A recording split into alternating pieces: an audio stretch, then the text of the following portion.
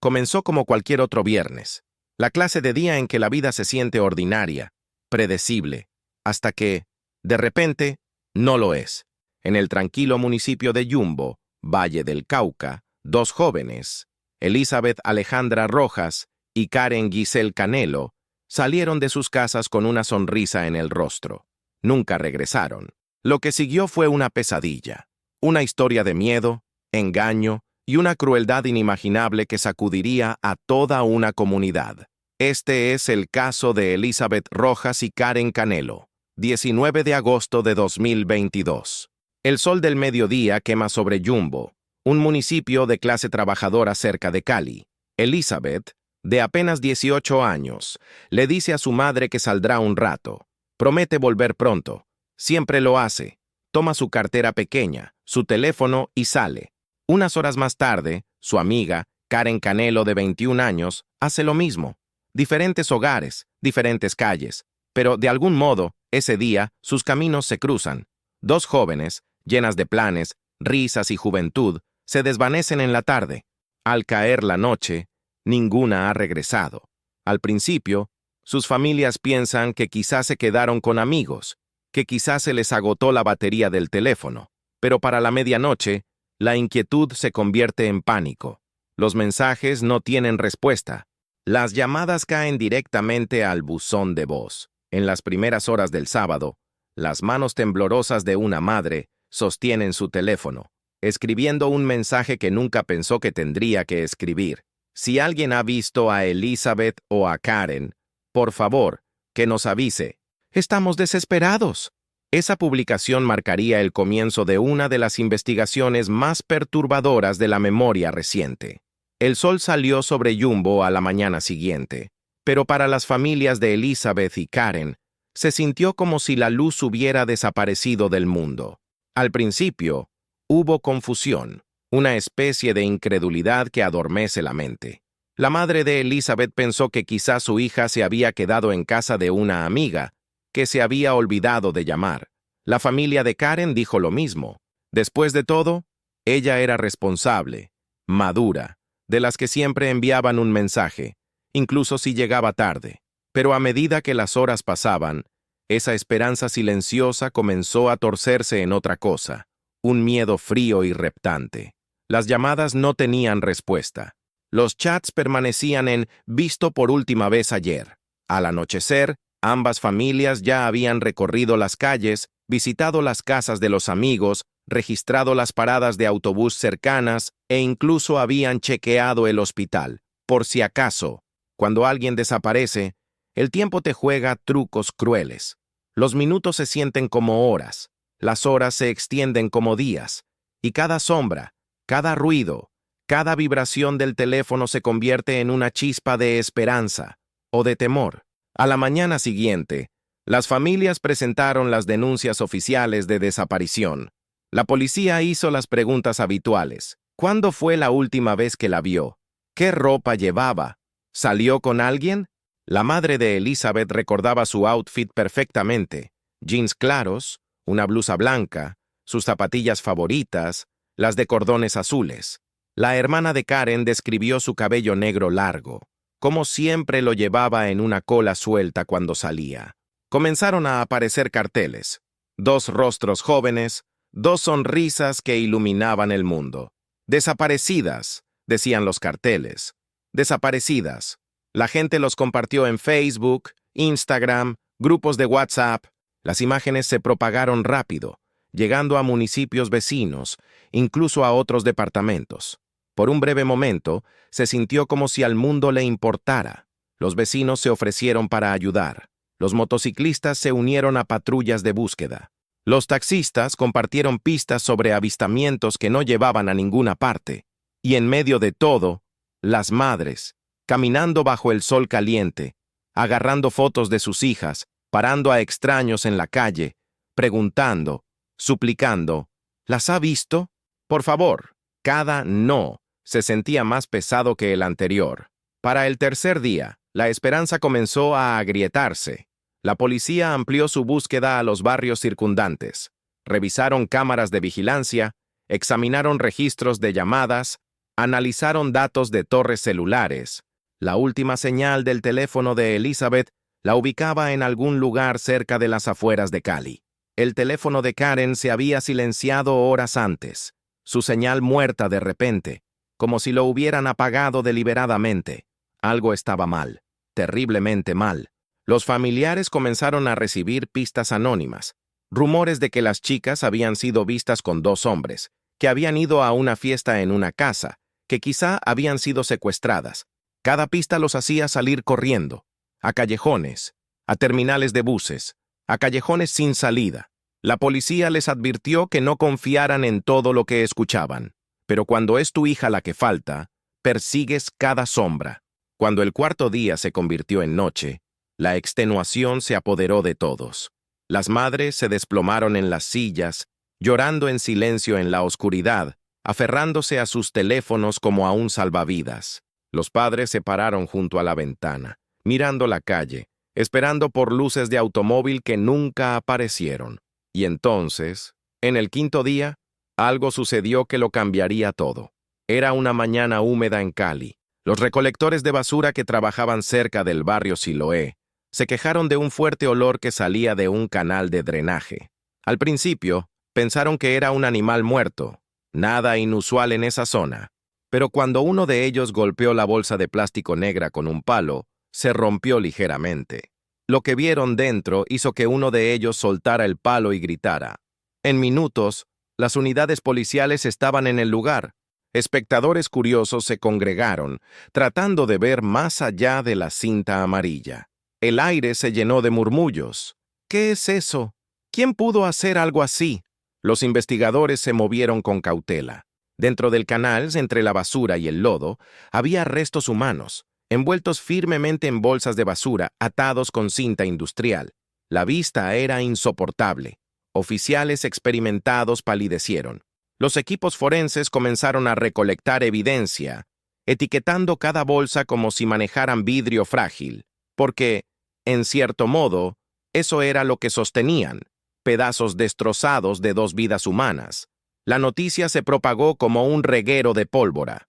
En Jumbo, la gente comenzó a susurrar, con miedo de decirlo en voz alta. ¿Podrían ser ellas? Las madres corrieron a Cali, escoltadas por la policía. No se les permitió acercarse a la escena, pero desde detrás del cordón podían ver las luces intermitentes reflejándose en el pavimento mojado. Gritaron los nombres de sus hijas, como si el sonido solo pudiera traerlas de vuelta de donde quiera que estuvieran. Los forenses llevaron los restos al Instituto de Medicina Legal. Allí, cada hueso, cada muestra de tejido, cada pedazo de tela fue examinado. Recogieron huellas dactilares, mechones de cabello, trozos de piel, cualquier cosa que pudiera ayudar a responder la pregunta que nadie quería hacer. ¿Quiénes eran? El patólogo forense a cargo del caso llamó a los detectives a un lado. Esto no fue al azar, dijo en voz baja. Estos cuerpos fueron desmembrados con precisión, deliberado, planeado. Alguien intentó asegurarse de que no pudieran ser identificados. Las palabras golpearon como un trueno. Para los detectives, esto ya no era un caso de personas desaparecidas. Era un homicidio. Para las familias, era la cruel espera imaginable. Pasaron los días. Los rumores se multiplicaron. Cada vez que sonaba el teléfono, se preparaban para lo peor. Los periodistas comenzaron a acampar fuera de sus casas, pidiendo declaraciones, empujando micrófonos en rostros marcados por las lágrimas. Pero, ¿cómo hablas cuando ni siquiera sabes si tu hija está viva o muerta? La madre de Elizabeth agarraba su rosario y susurraba oraciones, hora tras hora. El padre de Karen caminaba solo por las calles por la noche, repitiendo los mismos caminos que ella pudo haber tomado, y aún así, ninguna confirmación oficial. Pero bajo la superficie, los detectives estaban descubriendo algo siniestro. Las imágenes de seguridad mostraban a dos hombres sacando bolsas grandes y pesadas de un pequeño apartamento cerca del área donde las chicas fueron vistas por última vez. Los vecinos recordaron haber escuchado gritos días antes, seguidos del sonido de muebles siendo arrastrados. Las piezas comenzaban a encajar, pero la imagen que formaban era demasiado horrible para creer. Mientras las familias se aferraban a la esperanza, Los detectives en Cali estaban armando un rompecabezas mucho más oscuro. Cada caso de desaparición comienza con silencio, un lienzo en blanco, y los investigadores deben colorearlo con rastros, fragmentos y susurros. Durante días, no tuvieron nada concreto. Ningún testigo vio a las chicas subir a un carro. Ningún CCTV mostró sus últimos pasos con claridad. Pero entonces, llegó una pequeña pista, un mensaje en las redes sociales. Alguien afirmó que había visto a Elizabeth y Karen cerca de un pequeño y deteriorado conjunto de apartamentos en Siloé, uno de los barrios más peligrosos de Cali, la misma zona donde se habían encontrado los restos desmembrados. Los investigadores se movieron rápido. Comenzaron a revisar las cámaras de vigilancia de tiendas cercanas, gasolineras y calles públicas. Y fue entonces cuando lo vieron. Una grabación borrosa de una cámara de seguridad. Dos figuras caminando juntas alrededor de las 3 p.m. del día de la desaparición. La estatura, la ropa, coincidían con Elizabeth y Karen. Detrás de ellas apareció un hombre, siguiéndolas a distancia. Unos minutos después, la filmación se cortó. Nunca volvieron a aparecer en cámara. El detective pausó la filmación, acercando la imagen al rostro del hombre. Estaba parcialmente oculto, pero había algo familiar, un tatuaje distintivo en su brazo izquierdo. Ese tatuaje llevaría más tarde a la policía a un sospechoso conocido localmente por la venta menor de drogas y problemas frecuentes. Su nombre, mantenido en reserva por las autoridades en ese momento, estaba vinculado a un modesto apartamento a pocas cuadras de donde se descubrieron los restos. Un equipo de oficiales forenses llegó a la dirección bajo la apariencia de una inspección de rutina, pero lo que encontraron dentro convertiría el caso de una desaparición en una historia de horror. El apartamento olía ligeramente a lejía. Las paredes estaban recién limpiadas, pero cerca de una ventana, colgando suelto de un riel, había una cortina. Manchas oscuras afeaban sus bordes inferiores, pequeñas marcas circulares que se habían vuelto de un color marrón rojizo con el tiempo. Al principio, los oficiales pensaron que era pintura, pero cuando uno de ellos la levantó más cerca de la luz, el inconfundible olor a sangre seca llenó el aire. Los expertos forenses sellaron la habitación inmediatamente. Tomaron hisopos de cada superficie, el piso, el lavamanos, la estructura de la cama, incluso las esquinas del techo. Bajo la luz ultravioleta aparecieron tenues rastros de sangre, patrones de salpicaduras que llegaban a través de la habitación. Quienquiera que hubiera intentado limpiarlo había hecho un trabajo descuidado.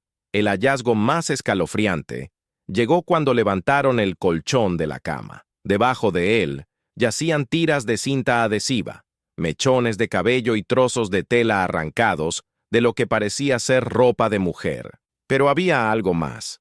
Una pulsera pequeña y delgada, rosa, delicada, con letras diminutas formando un nombre. Eli. Pertenecía a Elizabeth Rojas. La habitación se convirtió en una escena del crimen. Y de repente, la pesadilla tenía un nombre. O más bien, dos nombres. Un padre y un hijo, viviendo juntos en ese mismo apartamento. La policía los llevó a declarar. El padre, de unos 40 y tantos años, trabajaba en empleos ocasionales. El hijo, apenas veinteañero, tenía historial de comportamiento violento. Ambos parecían nerviosos. Ambos negaron conocer a las chicas. Pero la evidencia no miente. La sangre de la cortina coincidió con el ADN de Elizabeth. La pulsera, confirmó la familia, había sido un regalo que ella nunca se quitaba. Y los agentes de limpieza encontrados bajo el lavamanos contenían rastros de hemoglobina. A medida que pasaban las horas, aparecieron grietas en sus historias. El hijo afirmó que su padre llevó a las mujeres a casa para una fiesta. El padre dijo que él estaba fuera trabajando ese día, pero los registros telefónicos contaron otra historia. Ambos teléfonos estaban conectados al Wi-Fi del apartamento en las horas exactas en que Elizabeth y Karen desaparecieron. Era solo cuestión de tiempo para que las piezas encajaran. La policía cree que las mujeres fueron atraídas allí, posiblemente por una promesa, una oferta de trabajo, una salida social o alguien en quien confiaban. Lo que sucedió después fue puro terror. Los vecinos confesaron después que habían escuchado gritos apagados esa noche, un golpe sordo, luego silencio. Pero en barrios como Siloé, sonidos como esos no siempre encienden alarmas. La gente aprende a no hacer preguntas. Cuando la policía confrontó a los sospechosos con los resultados forenses, el hijo, según se informa, se veía pálido, temblando. Su voz se quebró cuando murmuró: «No se suponía que fuera tan lejos». Se negó a explicar más. El padre se sentó quieto, con la mirada vacía, sin emoción, sin remordimiento. En esa pequeña sala de interrogatorios, los investigadores se dieron cuenta de que no estaban lidiando con un acto de violencia al azar. Esto fue premeditado, calculado. Las mujeres habían sido asesinadas, desmembradas y descartadas, pieza por pieza, en un intento desesperado por borrar su existencia. Pero incluso en la muerte, Elizabeth y Karen dejaron evidencia que hablaba más fuerte que el silencio de sus asesinos. Cuando la historia se dio a conocer, golpeó a Jumbo como un trueno. Los medios de comunicación inundaron las ondas. 2 jóvenes, hijas, hermanas, amigas, encontradas mutiladas y escondidas como basura. Era más que un crimen. Era una herida abierta. 2 cuerpos hallados en Siloé. Posible conexión con las jóvenes desaparecidas de Jumbo. Policía detiene a padre e hijo en espeluznante caso de asesinato. Todos en el pueblo se pararon a escuchar. Y luego vino el silencio. Ese silencio pesado, aturdidor, que sigue a la incredulidad. En el barrio de Elizabeth, comenzaron a aparecer velas fuera de su casa, pequeñas llamas titilando en el viento. Los vecinos trajeron flores, notas escritas a mano, osos de peluche.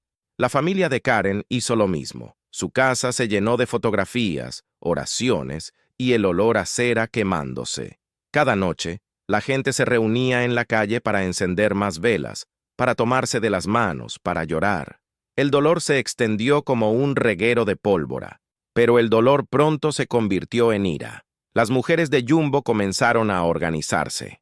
Marcharon por las calles, sosteniendo carteles que decían: «Nos están matando». Sus cánticos hicieron eco en los muros de concreto del municipio. «Ni una más, ni una más. Not one more».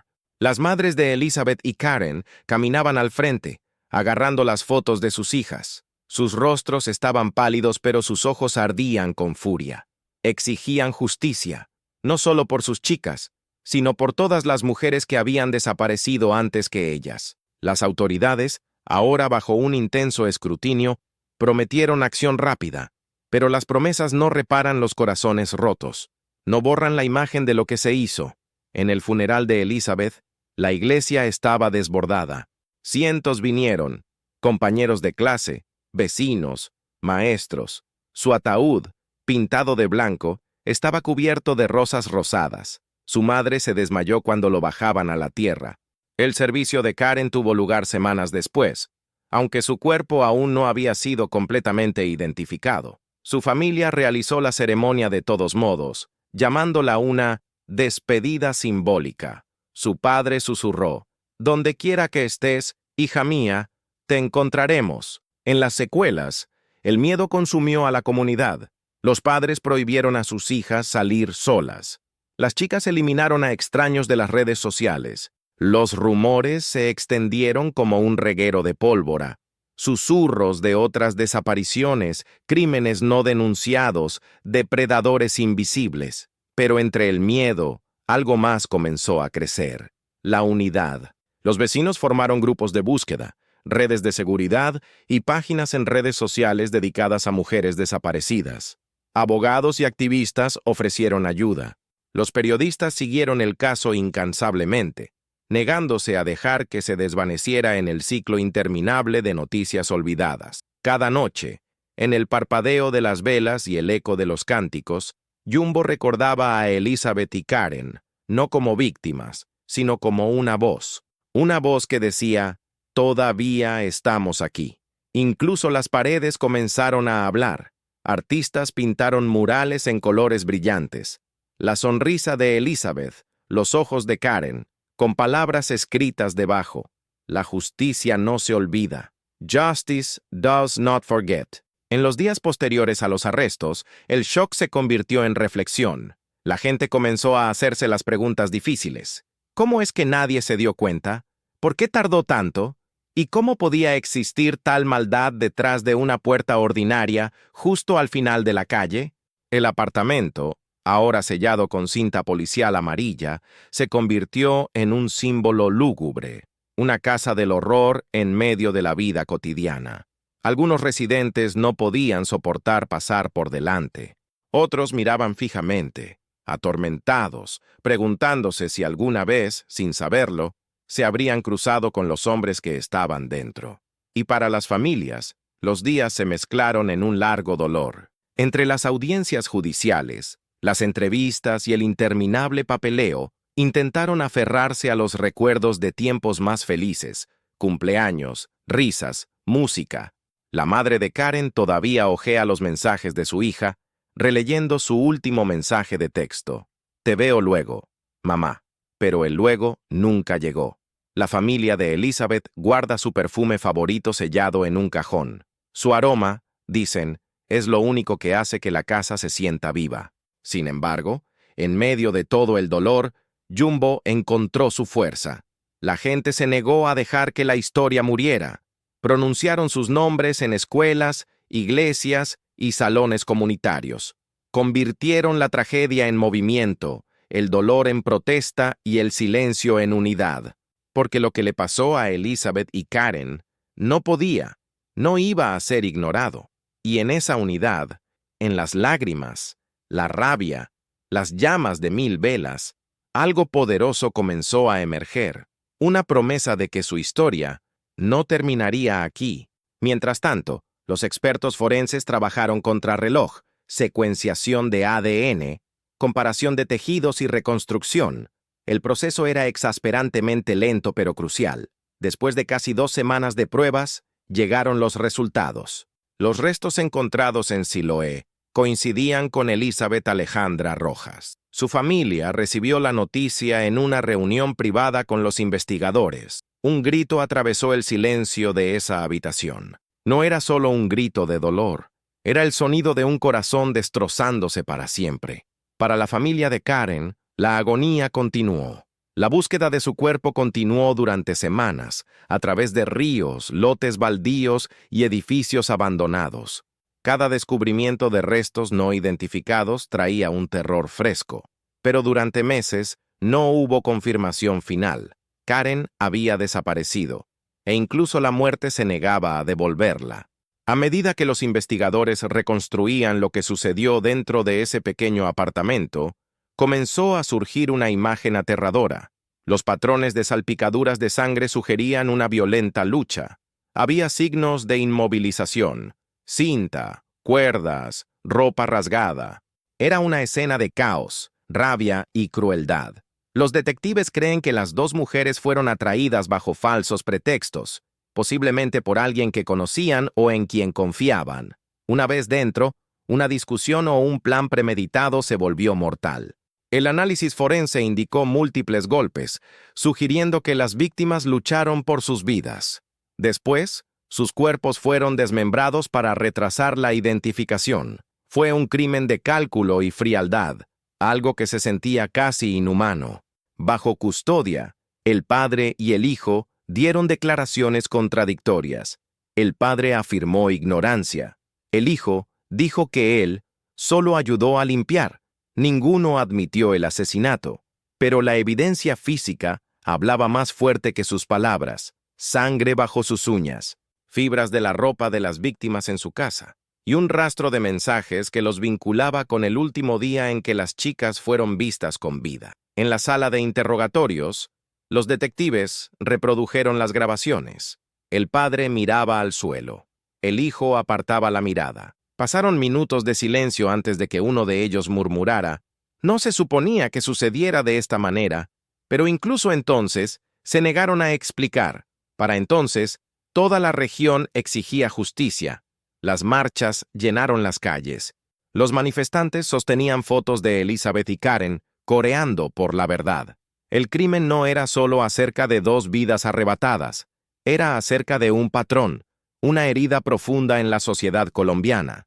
Durante décadas, las mujeres en todo el país han desaparecido, sido asesinadas, olvidadas. Cada caso se suma a la epidemia silenciosa de feminicidios, pero este era diferente, porque la gente se negó a dejar que se desvaneciera. Las redes sociales se inundaron de tributos. Artistas pintaron murales de Elizabeth y Karen. Sus rostros se convirtieron en símbolos, no solo de la tragedia, sino de fuerza y unidad.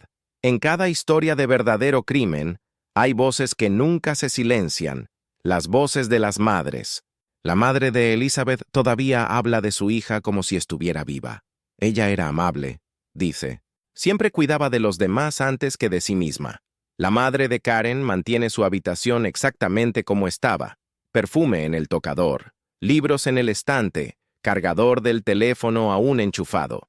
Cada mañana, abre la ventana, como si su hija pudiera caminar por la puerta en cualquier momento. Su dolor se convirtió en su combustible. Asistieron a cada audiencia, a cada entrevista con los medios, a cada marcha. Se negaron a dejar que la burocracia enterrara a sus hijas 2 veces, una vez en la tierra y otra en el silencio.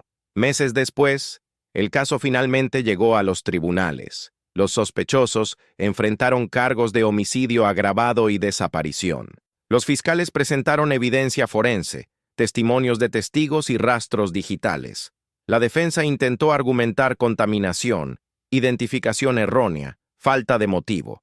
Pero la historia que contaba la evidencia era innegable. Las palabras finales del fiscal resonaron en la cámara. Elizabeth y Karen no desaparecieron. Fueron borradas, y los responsables pensaron que nadie se daría cuenta, pero se equivocaron. La sala quedó en silencio.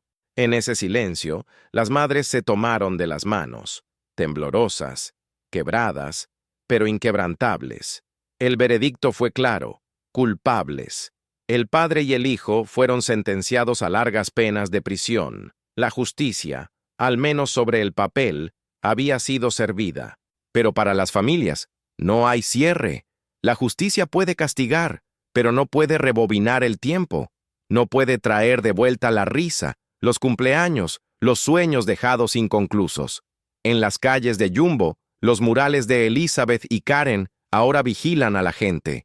Cada vela encendida en su nombre arde no solo por ellas, sino por todas las mujeres cuyos nombres nunca salieron en las noticias. Hoy, el caso de Elizabeth Rojas y Karen Canelo se erige como un recordatorio de lo frágil que puede ser la vida, de cómo el silencio permite que el mal crezca, y de cómo el amor, incluso a través de un dolor insoportable, puede generar cambio. Se han revisado leyes, las campañas de concientización se han multiplicado, pero para cada familia que todavía busca a sus hijas, la pregunta permanece: ¿cuántas Elizabeths? ¿Cuántas Karens? Su historia no es solo una tragedia, es una advertencia y una súplica, por justicia, por vigilancia, por humanidad. Si has visto hasta aquí, recuerda sus nombres: Elizabeth Alejandra Rojas, Karen Giselle Canelo Guevara. 2 vidas arrebatadas demasiado pronto, pero nunca olvidadas. Porque cuando contamos sus historias, ellas vuelven a vivir, en la memoria, en la justicia, en el cambio. Soy su anfitrión, y este fue el caso de Elizabeth Rojas y Karen Canelo.